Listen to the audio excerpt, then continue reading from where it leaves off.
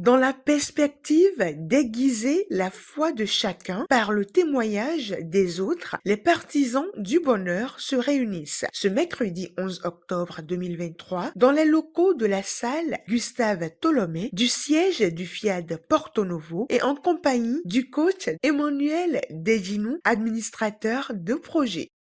Deux voix retentissent dans la splendide salle pour entonner l'hymne national du Bénin et nous faire renouveler notre engagement au FIAD. Il s'agit bien des voix du coach Paul Dedinou, professeur certifié d'anglais, et de l'ambassadeur Henri Zoumenou, opérateur économique. Enfant du Bénin debout. Je m'engage.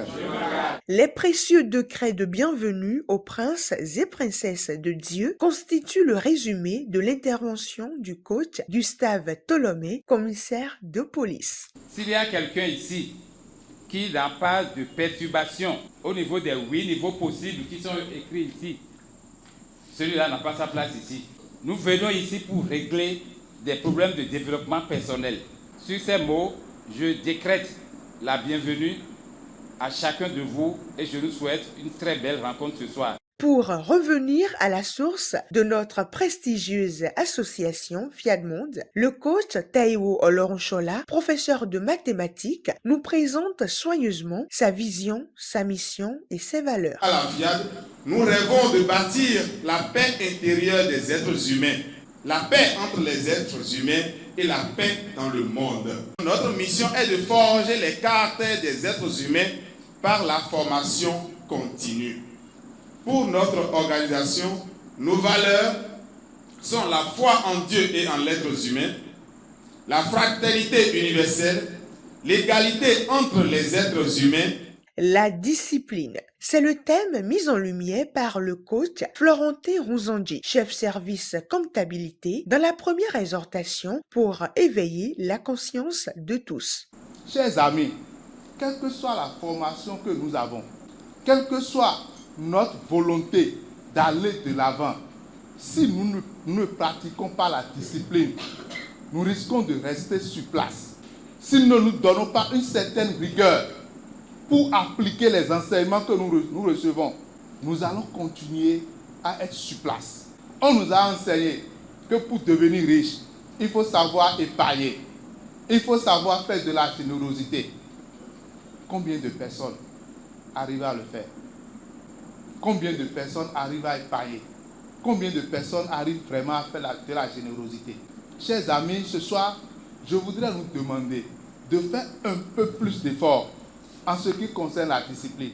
La deuxième allocution des exhortations confiée à l'homme de valeur, coach pasteur Athanase Kwasi-Kadja, chef d'entreprise, nous incite à donner de la priorité au contenu qu'au contenant. Vous devez donner priorité au contenu si vous voulez faire des exploits. C'est fondamental. Et par conséquent, pour vous-même, vous devez donner priorité au contenu. Qu'est-ce que vous mettez en vous? Il faut mettre des bonnes choses. Et par quels moyens? À travers les formations.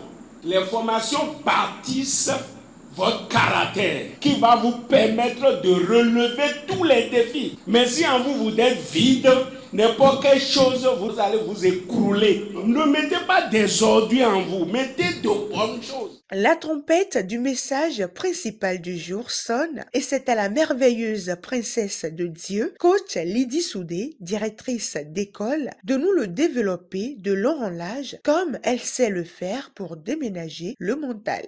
La religion, au lieu d'aider les Africains à mieux connaître le Dieu qui nous a créés, on nous présente un Dieu sévère. S'agissant de l'école de Jules Ferry, personnellement, j'ai aimé cette volonté qui a été rendue concrète par le vote d'une loi pour rendre l'école obligatoire, laïque et gratuite pour tout le monde. Ça, c'est bon pour nous tous. Mais là où ça devient un piège, cette école n'aide pas à développer les compétences enfouies à chacun de nous. Pour éviter ces différents pièges, c'est à des niveaux donnés. D'abord, l'école de Jules Ferry Je ne peux pas oser dire qu'on va bannir ça de nos pays, non. C'est déjà ancré. Mais nous pouvons quelque chose, c'est de réajuster les priorités de ces écoles-là en tenant compte de nos besoins.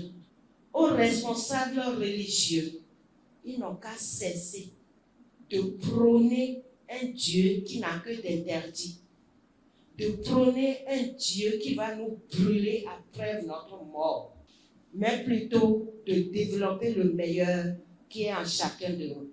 Pour bénéficier de la double portion de grâce qui circule dans la salle, les uns et les autres se laissent conduire dans l'appel à contribution lancé par le coach Augustin Hidjo, entrepreneur. La francophonie nous a amenés à ne pas contribuer. Allez au Nigeria, les anglophones, si tu dis contribution, tout le monde est fort. Mais ici, maintenant, si on dit contribution là, Dieu même dit, il prend plaisir dans le don que le jeune. Il faut changer de catégorie. Si tu ne donnes pas, tu n'as rien. Celui qui ne donne n'a rien. Au gouvernail des ateliers de parole transformatrices, les coachs Alban Soumaro, comptable, Ernestine Akbovo, institutrice, et Euseb Loboyo, technicien agricole au sol. Le ciel me roule de ses plumes, car il a fait de lui ma demeure. Ce moment solennel entre les gagnants s'achève dans une ambiance festive par la dégustation du spécial cocktail.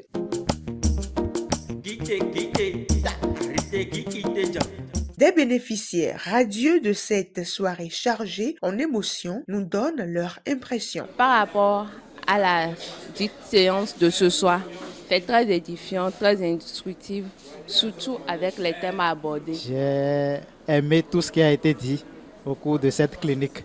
Je vais les mettre en pratique, surtout la discipline. Que c'est beau, que c'est merveilleux de vivre ces moments de gratitude en unisson.